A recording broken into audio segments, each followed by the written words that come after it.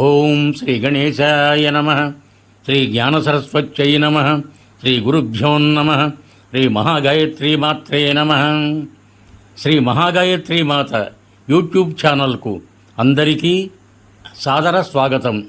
ఆహ్వానించువారు కాశీవజ్ర సుబ్రహ్మణ్య శర్మ, నిడదవోలు. వైశాఖ పురాణము 10వ అధ్యాయము. దక్షయజ్ఞ నాశము, కామదహనము. కొనసాగింపు.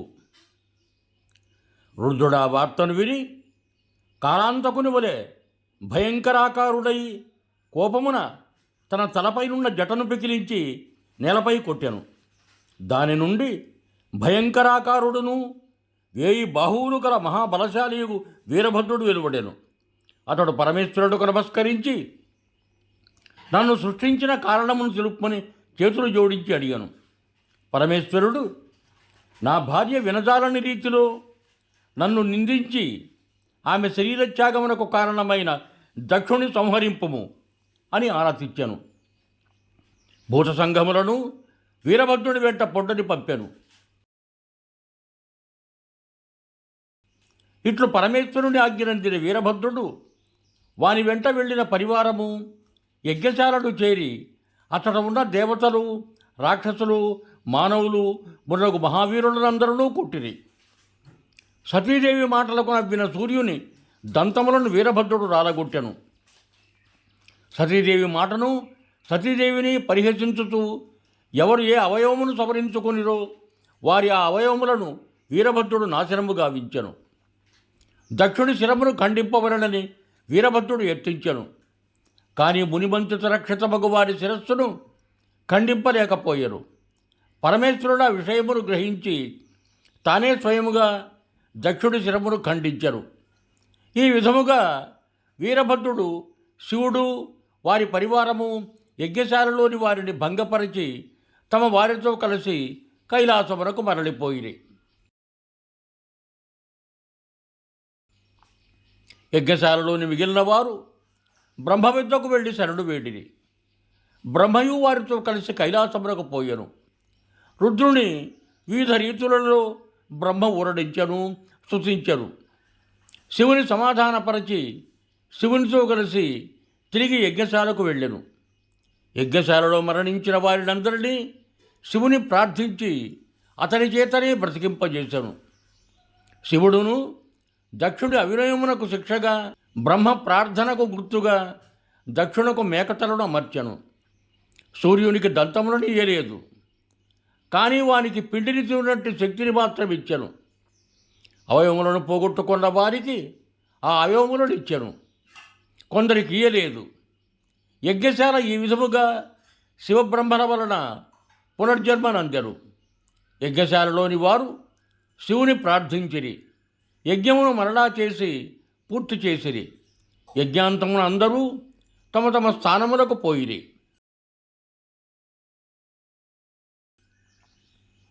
శివుడును భార్యావియోగమున దుఃఖితుడై గంగా తీరమున పున్నాగవృక్షము కింద తపమాచరించుకొనుచుండెను. దక్షుని కుమార్తెగు సతీదేవి శరీరమును విడిచి మేనా హిమాచలముల పుత్రికగా పుట్టి పెరుగుచుండెను. ఈ సమయమున తారకుడను రాక్షసుడు తీవ్ర తపమాచరించి బ్రహ్మను వెప్పించెను. శివుని పుత్రుడి వలన తప్ప మరెవ్వరి వలనను మరణము లేకుండానట్లు వరములను పొందెను. పరమేశ్వరుడికి భార్యయే లేదు, పుత్రుడెట్లు కలుగును? కావున నేను అవధ్యుడను, నన్ను చంపువారెవరని తారకుడు తలచెను. వరగర్వితుడై సర్వలోకములను సర్వదేవతలను బాధింపసాగెను. దేవతలను తన గృహముల నూడ్చుటకును దేవతా స్త్రీలను దాసీలుగాను నియమించెను. దేవతలను తారకాసురుడు బహువిధములుగా బాధించుచుండెను. దేవతలు వాని వలన బాధలను భరింపజాలక బ్రహ్మ వద్దకు పోయి తమను రక్షింపబడి బహువిధములా ప్రార్థించిరి. బ్రహ్మయును వారి మాటలను విని ఇట్లు పలికెను. దేవతలారా, నేను తారకునకు రుద్రపుత్రుని విడిచి ఎవరూ నిన్ను గెలువజాలరని వరమిచ్చిన మాట నిజమే. రుద్రపత్నియకు సతీదేవి దక్షుడి యజ్ఞశాలలో శరీరమును విడిచినది. ఆమె ఇప్పుడు హిమవంతుని కుమార్తె పార్వతీను పేరుతో పెరుగుతున్నది. రుద్రుడును హిమాలయ ప్రాంతమున తపము చేసుకుంటున్నాడు. కావున మీరు పరమేశ్వరుడు పార్వతితో కలిగినట్టు విధానమును ఆలోచింపుడని వారికి తగిన ఉపాయమును సూచించెను. వారిని యథాపూర్వకముగా ఉండుడని ఊరడించి పంపాను. దేవతలందరూ ఇంద్రుని ఇంట సమావేశమైరి బృహస్పతితో ఆలోచించిరి. ఇంద్రుడును నారదుని మన్మధుని స్మరించెను. ఇంద్రుడు స్మరించినంతనే నారదుడు మన్మధుడు ఇంద్రుని వద్దకు వచ్చిరి. ఇంద్రుడు నారదుని చూచి, నారద మహర్షి, నీవు హిమవంతుని కడకు పోయి దక్షయజ్ఞమున శరీరత్యాగమునర్చిన సతీదేవియే నీ కుమార్తె పార్వతిగా జన్మించినది. భార్యావ్యుక్తుడకు శివుడు నీ హిమాలయ శృంగమునందే తపమాచరించుతున్నాడు. పూర్వజన్మలో పరమశివుని భార్య అయి ప్రస్తుతము నీ కుమార్తెగా ఉన్న పార్వతిని ఆ శివుని సేవించుటకై పంపుము. ఆమెయే శివునికి భార్య కాగలదు, శివుడే ఆమెకు భర్త కాగలడు. కావున నీవు నీ కుమార్తెను పూర్వజన్మయందరి భర్తయకు శివునికి భార్యగా చేయుమని బోధింపమని చెప్పి నారదుని హిమవంతుని కడకు పంపాడు. నారదుడు ఇంద్రుడు చెప్పినట్లుగా హిమవంతుని కడకు పోయి పార్వతిని శివుని సేవకు పంపునట్లుగా, శివునికి పార్వతినిచ్చి వివాహము కావించున్నట్లుగా హిమవంతునికి ప్రబోధించెను. హిమవంతుడును శివుని సేవకై పార్వతిని నియమించెను.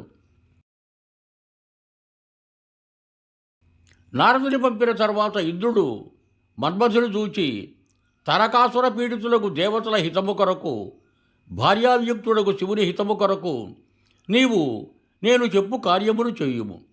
నీ మిత్రుడకు వసంతునితో శివుడు తపమాచరించు ప్రదేశమునకు పొమ్ము. హృదయ మనోహరములకు వసంత ఋతు శోభలను ప్రవర్తింపజేయుము. పార్వతి శివునకు సన్నిహితురాలైనప్పుడు నీవు మోహబాణములను ప్రయోగింపుము.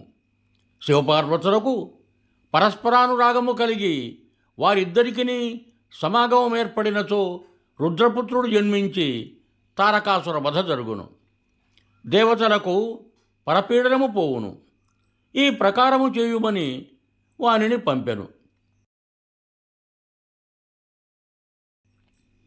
మన్మధుడును ఇంద్రుడి ఆజ్ఞను పాటించి మిత్రుడకు వసంతునితోనూ భార్యయకు రతీదేవితోనూ మలయానిలాది పరివారముతోనూ శివుడున్న తపోభూమికి పోయెను. అకాలమున వసంతకాలము ఆ ప్రాంతమున విజృంభించెను. ఆ ప్రాంతమంతయు బహువిధ పుష్పసముద్రము మలయానిల బహుళము అయ్యను. ఆ సమయమున తనకు పూజాపుష్పములు మున్నగు వానిని సమర్పింపబొచ్చిన పార్వతితో శివుడు సంభాషించుచుండెను.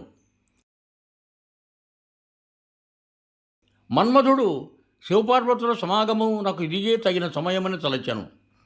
శివుని వెనుక భాగమున చెట్టుచాటను నిల్చుండి ఒక బాణమును ప్రయోగించెను. మరలా ఇంకొక బాణమును ప్రయోగింప సిద్ధముగా నుండెను. శివుడు తన మనస్సును చెలించుటను గుర్తించెను. కారణమేమని విచారించెను. నిశ్చలమైన నా మనస్సుట్లు చంచలమగుట ఏమి? నాకిట్టి చాంచల్యమును కలిగించిన వారెవ్వరని విచారించి నలువైపులా పరిశీలించెను. బాణప్రయోగమనర్పబోవు మన్మధుని చూచెను. తన చూపును పార్వతి నుండి మరలించెను. మన్మధునిపై జటలాక్షుడు తన నుదుట ఉన్న మూడవ కన్నును తెరిచెను. లోకభీషణమైన ఆ శివుని నేత్రాగ్ని మన్మధుని వాని ధనుర్బాణములను దహించెను.